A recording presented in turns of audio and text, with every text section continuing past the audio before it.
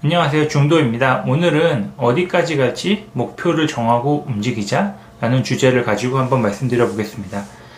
네, 우리가 투자를 하는 이유는 결국은 자본주의 시장에서 돈이 나 대신 돈을 벌게 하자, 이게 목표잖아요. 근데 이 투자를 계속 하다 보면은 어느 순간 욕심이 계속 나요. 왜냐면은 내가 점점 잘나지고 잘해지고 하면 내 주변에 있는 사람들도 점점 잘나지고 잘해지는 사람이 늘어날 거 아니에요. 당연한 거죠.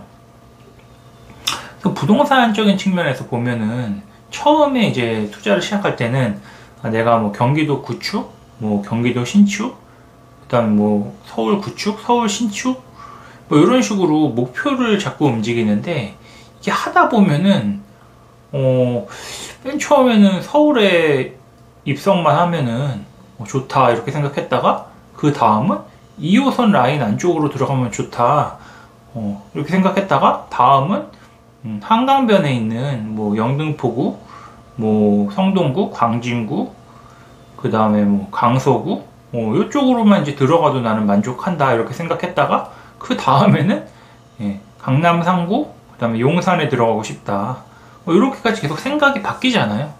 왜냐면 욕심이 계속 나니까. 근데 이게 부동산 같은 경우 투자 방법이 여러 개가 있는데, 우선은 일시적 1가구 2주택을 활용하는 방법이 있고, 두 번째는 씨 뿌리기로 여러 군데 이제 재개발지에 투자하는 방법도 있고, 또 여러 군데 갭 투자하는 방법도 있고, 또 분양권 투자하는 방법도 있고, 여러 가지가 있잖아요. 근데 어느 순간에는 이 합치는 과정이 필요해요. 어쨌든 그래서 그 합치는 과정 중에서 내가 어디까지 가서 멈출까, 그런 걸 이제 계획을 세우고 해야 되거든요. 근데 이게 욕심이 끝이 없어서 계속 올라가다 보면은 나이를 점점 먹어요. 그리고 부동산 같은 경우 이제 대출이 점점 늘어나기 때문에 이 점점 생활이 좀 궁핍해지는 경우가 생깁니다. 그래서 이 어느 순간까지 내가 멈추고 그 다음은 현금 흐름을 발생시키는 자산을 만들지, 그런 걸 좀 계획을 세워놓는 게 좋아요. 아니면 내가 죽을 때까지 일해야 되니까 그건 좀 아니잖아요. 그래서 이 투자를 시작할 때 그거를 계속 계획을 세우는 게 중요하고, 그 다음에 투자를 함에 있어서도 스스로 뭔가 그 부분에 대해서 계속 생각을 하는 게 중요하다고 저는 생각하고 있어요. 그리고 주식을 좀 이제 예를 들면은, 국내 주식과 미국 주식이 있을 텐데, 국내 주식 같은 경우는 우선은 트레이딩이랑 스윙을 하시는 분들이 좀 많잖아요. 여기서 뭐 트레이딩이라는 게 단타를 말하는 게 아니라 보통 한 3개월에서 6개월 정도, 한 2분기 정도까지 갖고 가시는 분들이 많은데, 이건 이제 실적 플레이를 말씀드리는 겁니다.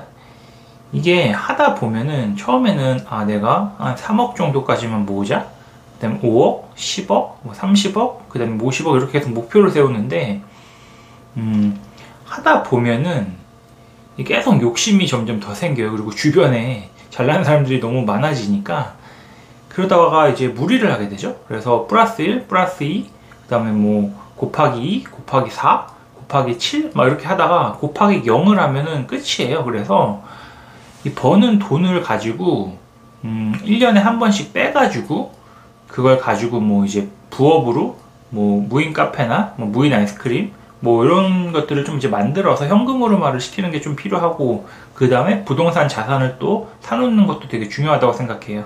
제가 생각할 때는 한 10억 정도 주식으로 굴렸으면은 한 5억 정도는 빼가지고 우선 부동산을 사고, 다시 그 돈을 가지고 주식을 굴리는 것도 저는 좋다고 생각합니다.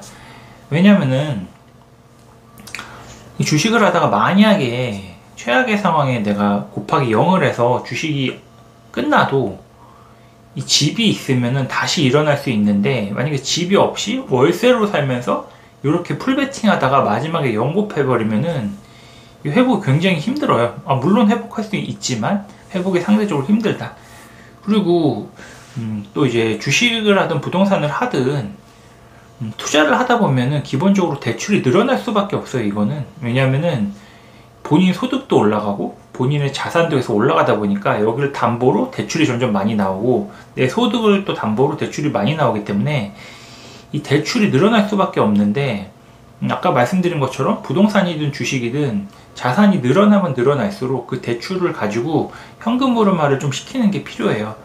지금 대출금리가 주담대가 이제 한 4% 수준인데, 내가 만약에 한 8에서 10% 정도 월로 이렇게 이제 나오게 할 수 있으면, 뭐 연수익률 한 10% 정도면은 월에 이제 1% 좀 안 나오는 건데, 이 정도 이제 만들어 놓으면은 이 굉장히 금융위기 같은 위기가 왔을 때 이 잘 버틸 수가 있거든요. 현금 흐름이 좋고 하니까.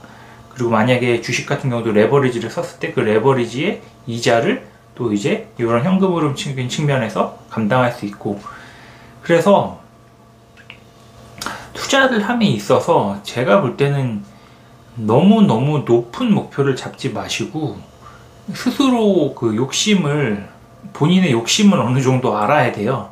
내가 어느 정도 욕심이 있는 사람이다. 예, 그래서 어느 정도 올라갔을 때 욕심을 살짝 내려놓고 좀 현금으로만을 한다던가 부동산 자산을 사놓는다던가 아니면 좀 이제 부동산 중에서도 조금 이제 월세 흐름이 나오는 걸로 좀 이제 한다던가 이런 식으로 하면 좋은데, 이 문제가 사람의 욕심은 끝이 없어요. 사람의 욕심은 끝이 없고 질투는 소리 없는 살인자거든요. 그래서 어느 순간 욕심을 부리는 순간에 다치는 경우가 많아요. 그래서 어깨에 뽕이 들어갔는지 스스로 항상 체크하는 게 중요하고, 항상 자기가 어디까지 갈지 목표를 정하고 거기서 조금은 마음을 이제 내려놓고 남과 비교하지 말고 자산 세팅을 다시 한번 고민해 봐라. 네, 요걸 한번 말씀드리고 싶었습니다. 오늘도 좋아요, 알람 설정, 구독하기 부탁드리고 들어주셔서 감사합니다.